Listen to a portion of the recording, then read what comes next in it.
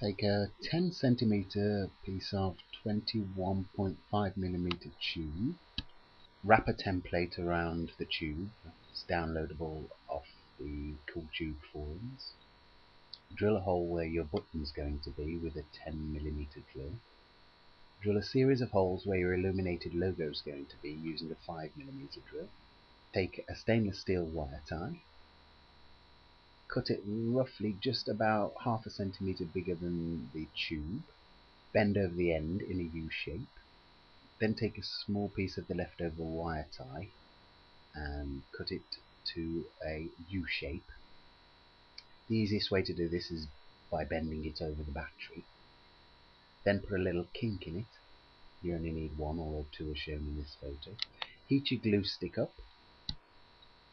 It'd be easier to use a glue gun, but mine's broken, and if you don't have a glue gun, then just get a glue stick, heat it up with a lighter. Be very careful because it becomes quite molten and hot, and it could drip, it could burn you, it could stick to you.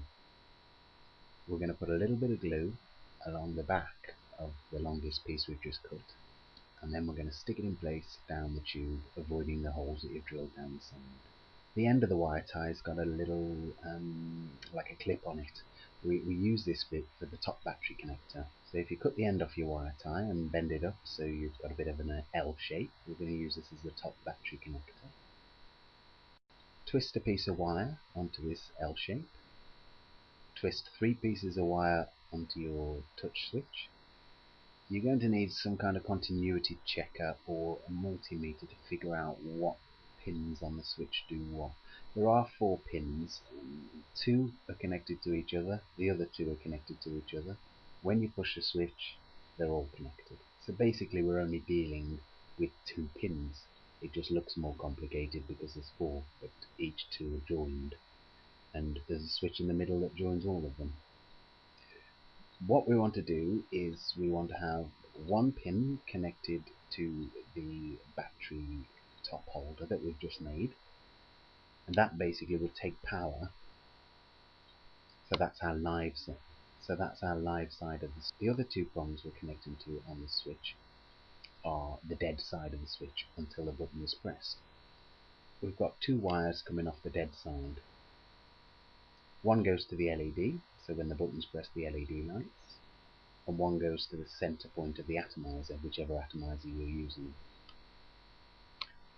The other leg of the LED will go to the negative side of the battery, which is the bottom of the battery, but I'll show you where to connect that to in a moment.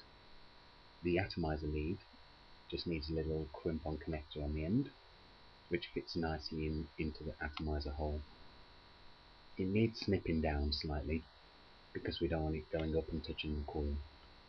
All this then needs to be dabbed with the glue stick. Basically this just insulates everything, it stops anything from touching at any point. A nice good coating of glue around it. You don't want it too bulky or else you'll end up having trouble getting all the other bits in there afterwards. So that's what it should look like when we've finished all our gluing. We're then going to place the top battery connector down the tube and glue it in. Make sure it's not touching the negative battery connector that comes up the side of the tube. Then we're going to push all the rest of the stuff in, trying to line the button up with the hole that we've made, the 10mm hole, trying to get the LED roughly behind the illuminated logo holes, though a lot of the light will travel down there anyway, but you want to get it behind those holes the best you can for the best illumination.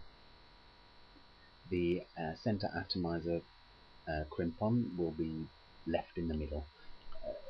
Because we're using bell wire, it's very stiff, and once it's put into position it doesn't lose its position, so we can pull our cartomizer off and on, and that center core shouldn't move. Push the spare wire off the LED just behind the long strip that runs from top to bottom and dab a bit of glue on it. Make sure it's making connection or else the LED won't light up.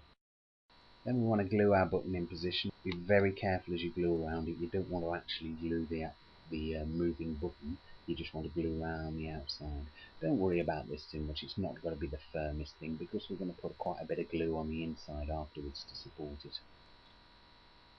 Then we want to get an 8mm wall plug. We want to chop the end off. I've got two in this picture, one with the end chopped off, just so you can see roughly how much we're using.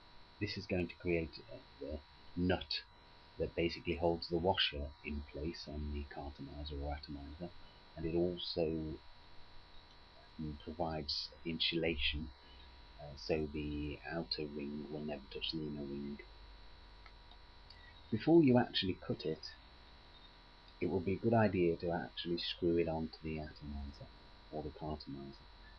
It's not an easy job because it almost cuts its own thread as you thread it on. It won't damage the thread on your cartomizer or your atomizer because it's only made out of nylon, the plug is. But it's quite hard to get started at first. You can put a few little nicks in it like I have in the picture, but it tends to become loose after a while and not screw up properly. I've been using the one without the mixing for around 3 weeks now, and it still screws on fine even though I'm taking the atomizer on and off whenever I need to. So I'll do away with the nicks if you can. I've just put them in just to show you can make it a little bit easier to screw on, but you're better persisting with it as a long wall plug. Screw it on and just keep trying until it cuts its own thread, and then snip it off at the bottom. You've got something to hold on to while you're screwing it then. Then you need to print, preferably on acetate overhead projector foam. You have to print your wrap. I print them in reverse, so we have the shiny side on the outside. We're basically looking through to the print. Cut that out. Stick a bit of impact adhesive along the one edge. Smear it slightly with your finger. Whilst that's drying, becoming a little bit tacky, you can put some white paper over the logo, illuminated logo hole. That helps diffuse the light a little. You can put silver foil over the area where your button is, just to create, if you have a clear area where your button is. You can put some along the side if you have writing or however you've designed your wrap will depend on what tin foil you use, or whether you paint your tube silver just so you don't have to worry about tin foil. Just experiment with it. Pop your bottom U-shaped clip with a bend, making sure it has contact with the bottom battery connector strip and is also making contact with the bottom of the battery. Then we're going to slip our sleeve on, put the end grommets on, and bingo.